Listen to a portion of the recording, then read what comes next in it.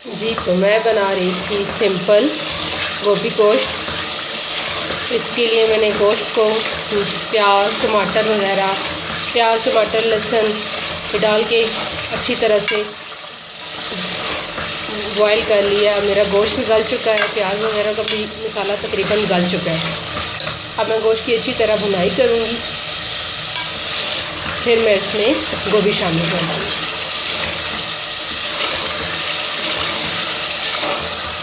गोभी को अच्छी तरह इस तरह साफ़ करके फिर पानी में थोड़ी देर डाल के रखें, फिर उसके बाद अच्छी तरह वॉश करें। इसके अंदर मिट्टी होती है थोड़ी सी।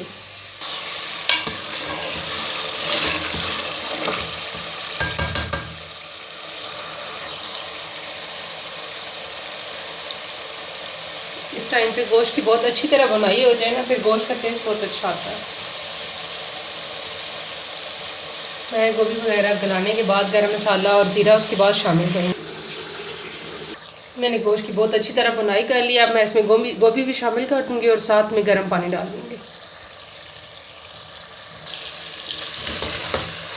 मैंने गोभी डाल के भी अच्छी तरह इसकी भुनाई कर ली है।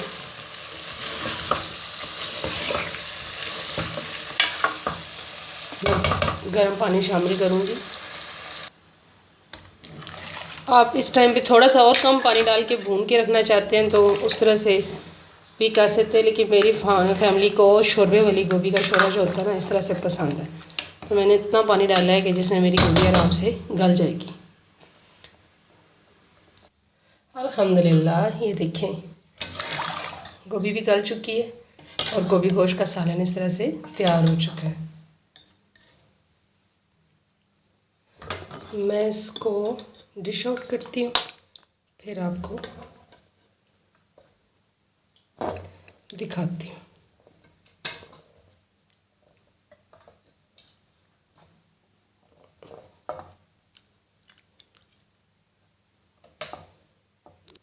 सिंपल सा गोभी गोश्त का सालन तैयार है।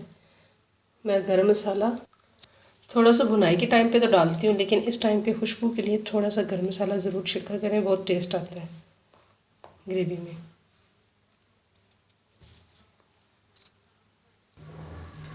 देखिए सिंपल सी रेसिपी है गोभी गोश्त की जो मैंने आपके साथ शेयर की है।